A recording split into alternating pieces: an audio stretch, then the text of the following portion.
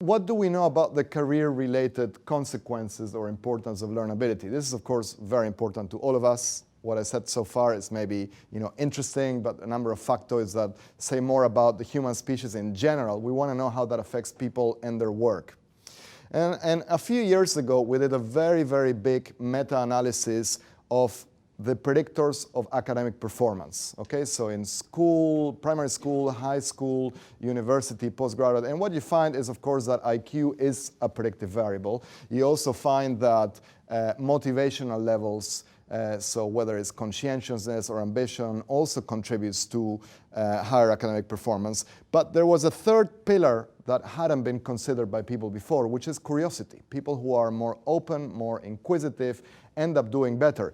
Even though most of the formal educational system everywhere is almost designed to destroy curiosity, because you're supposed to kind of vomit back in an exam what the teacher or the professor said during the, and it's very kind of convergent in its teaching, and it's still based on a very, very old, archaic model of knowledge reproduction. And even so, people who are more curious with higher learnability, who actually, it's a much less economic approach to studying, because you get carried away and start reading about lots of things that are not relevant to the exam paper or to the assessment, they still ended up doing better, even when we statistically control for the level of IQ, for their previous academic performance, and for how conscientious they are. Why is that important? Because, of course, how you do in your studies influences how well you do later on. Not necessarily because of what you learn, but because in your CV, in your resume, it will be an important filter. Yeah? In most places, you can't get good jobs unless you have certain academic qualifications. We also know that learnability is a major driver of employability. Okay? So if you think of employability as the ability to gain and maintain a desired job, there's huge differences between people, even if they are in the same country or city and from the same social class, or even factoring out all these extrinsic variables, there's huge differences in how employable people are. Okay? And why is there a camel in this slide? Some of you might be, especially those who can't filter out irrelevant thoughts, are like, why is there a camel? What? And I'm sure you have incredible stories about why there is a camel. It's very boring, the reason why there is a camel. There's an old joke in psychology. We say a camel is a horse designed by a committee. Okay? And the issue that I want to highlight is that so many people keep reinventing competency frameworks and models, etc., to think of employability. Is actually very, very simple. There are just three major dimensions that distinguish or that predict different levels of employability: ability, likability, and drive. Okay, that's it. Of course, you can double-click on this, and there will be different, sub-facets or sub-levels. I mean, ability, what is it? What do we mean? Is it IQ? Is it curiosity? Is it expertise? Is it knowledge? I mean, it's all of those things. And it's important to remember that it's also very domain-specific, right? Organizational psychologists and consultants sometimes forget this. Like, even if the person flying your plane has a great sense of humor and is a transformational leader, you probably want them to be a pilot, right? And even if the person about to do a root canal in your teeth is, you get the gist, right? So, I mean, technical skills and expertise is important, but at the same time, we know that ability is becoming more and more of a soft skill in the way we think, and that it's more not about, it's not just, or nowadays, predominantly not about what you know already or what you can do, but what you could do and what you could learn. And that's why learnability is so important. Okay, you can have people with the same qualifications, same expertise, same experience, but if I can predict what they're supposed to do in 6 weeks or 6 years, I'll be better off betting on someone who can probably learn it, even if I don't know what it is. Okay, and that's going to be more likely if somebody is more curious. And then you have likability, which is basically EQ, and drive, which is basically ability or motivations. I mean, if you think about employability, this is it. It's very, very simple. And even though it's simple, it's not that easy to think of many people, case studies, that have 3 out of 3, right? Think about, of course, you all do. But if you think about the people you work with or who work for you, how many really would you say they're really able, they're really likable, and they're really hardworking? Mostly, if they're doing well, probably 2 out of 3. And there's an interesting interplay here. A lot of the times people who are very able are obnoxious. People who are not so able work really hard. And then you have, but 3 out of 3 will almost certainly make you successful. Even if your boss hates you and doesn't want to promote you, you're going to get there eventually. 2 out of 3, you probably have a job. 1 out of 3, probably you don't. 0 out of 3, probably unemployable. I was giving a similar presentation a while ago in Germany, and when I said, 1 out of 3 probably unemployed, 0 out of 3, somebody said, you can work for the government. I said, okay. Germans and their sense of humor. So what I'm trying to say here is that if you think about ability, you can think about learnability as a critical component or driver of ability levels, not just what people know today, but what they could know in the future. We also know that learnability boosts employee engagement, and it's so important to understand that engagement affects not just individual, but also team and organizational levels of performance. These are 3 main drivers of engagement. They all have a relationship to learnability.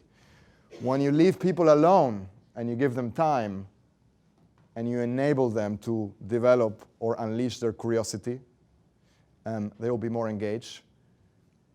By doing that, you help people develop a sense of mastery.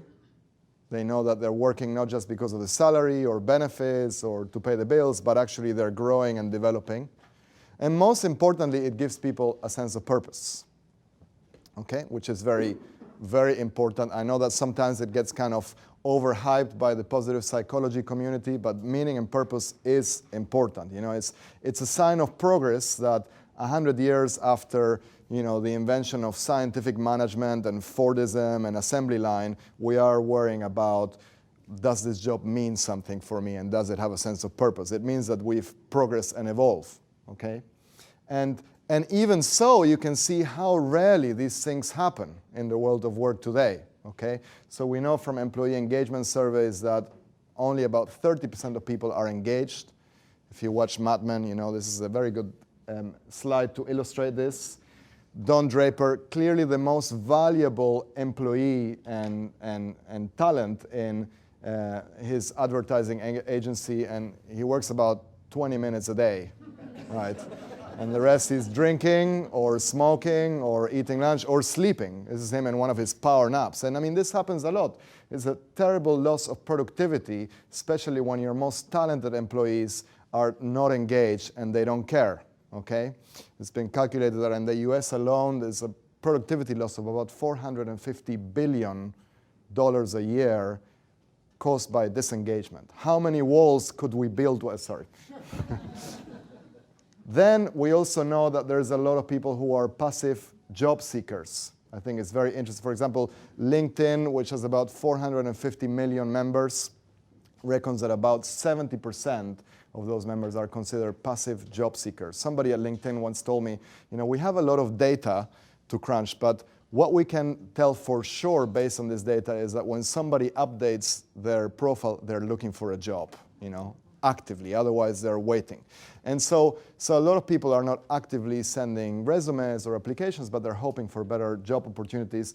I always think, we don't understand the severity of it. If you think about the equivalent in the realm of relationships, imagine if 75% of married people were open to a better opportunity, not actively seeking, but we would surely talk about a crisis of marital satisfaction.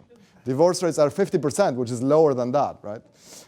We also know that self-employment is on the rise, even in places where job opportunities abound and where unemployment rates are fairly low. And so this is one of the symptoms or consequences of disengagement. Most people, of course, work for themselves in order not to have a boss, not to have a manager, or because it's harder to complain about your boss when you are the boss. And at the same time, there's a rise in startup activity. A line that I've stolen from Harvard Business Review. It was an article they wrote a couple of years ago, The Dangerous Rise of Entrepreneurship Porn. It's a great title. I wish I had come up with it. Silicon Valley, great show, makes fun of these people, right? Everybody. I've been teaching MBA students for about 15 years. And in the beginning, they wanted to work for Deloitte, JP Morgan, then Google, Facebook. Now, they all think they're going to be the next Elon Musk.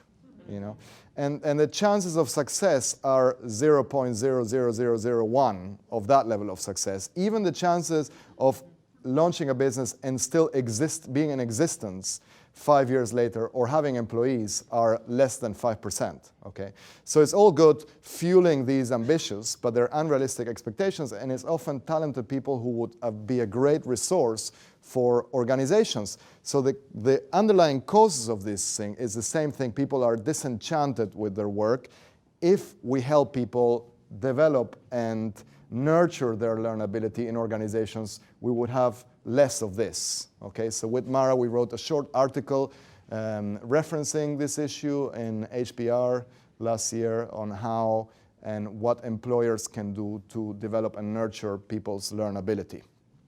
And another reason, we also know that learnability prevents or at least slows down automation or the chances that your job or that you are automated. Okay. And I know you heard a lot about automation. Jonas speaks a lot about automation. He's a great expert on the subject. I don't want to talk too much about this. This is a great image, isn't it? Could be your future boss. This is a great book that I want to recommend by Martin Ford, Rise of the Robots. Really, really well written. He's a journalist, but a lot of data. I'm sure some of you might be familiar with Raymond Kurzweil, Google's futurist, the polymath who has 150 patents and who thinks he's going to live forever. He talks, of course, about singularity. I think this is a very interesting, at least conceptually or high level, it's a very interesting idea, the fact that humans have reached the pinnacle or the limits of biological evolution. We can only evolve further if we merge with technology or become as one with technology. And of course, you can see in this simple slide here that humans have used technology for a long, long time. Our ancestors used technology for a long, long time. This is also a funny slide showing how sometimes becoming more comfortable or more dependent with technology can harm or have a negative impact on us physiologically as well. But it's an interesting idea, this idea that, if you think about it already now, and you think about two hypothetical countries or cultures, one that is really, really comfortable and at ease with technology and very high tech, and the other that doesn't have technology, you can think how the techno kind of savvy country or system will outperform the other. Okay, so it's also interesting that although technology makes us capable of smarter outputs, it also makes us dumber in a way because we become very, very dependent and all of our knowledge and information is outsourced. But I think, from a kind of employability standpoint, the interesting thing here is that you have on the one hand machines trying to become more spiritual, to use Ray Kurzweil's line, or more like human. And also humans becoming more like machine-like, okay? Some of you might be quite similar to this character here, not far off, right? If you're connected via 2, 3, 4 devices and maybe have some other at home, etc. So, it's an interesting crossover potentially, right? And I think, we're living in the age of this sort of spiritual workaholic in a way, right? There's something from the beginnings of scientific management theory, this idea that if you measure and quantify everything and divide jobs into molecular components, you can turn people into productivity machines, hasn't fully gone away, right? That's why we have the quantified self and all these wearables, etc., because we want employees to be engaged and find meaning, but we also want to turn them into productive machines. If not, we'll use machines instead, okay? So it makes sense that if you can learn new skills and nurture your curiosity, and if you never stop learning, that you will have an edge, at least over the people who don't do that. Yeah, this old story of two guys who I think Sternberg used it in the book Successful Intelligence. It opens up with this story of two guys who are in the forest and they see a big bear. And one guy says to the other, let's start running. And the other guy starts putting on his running shoes. And the guy says, what are you doing? The bear will still catch you. Yeah, but I'm going to be faster than you. Okay, so you can think about, at least from a pragmatic or evolutionary survival of the fittest metaphor as learnability as something that might not make you smarter than machines, but it might make you smarter than other people who will be outperformed by machines quicker.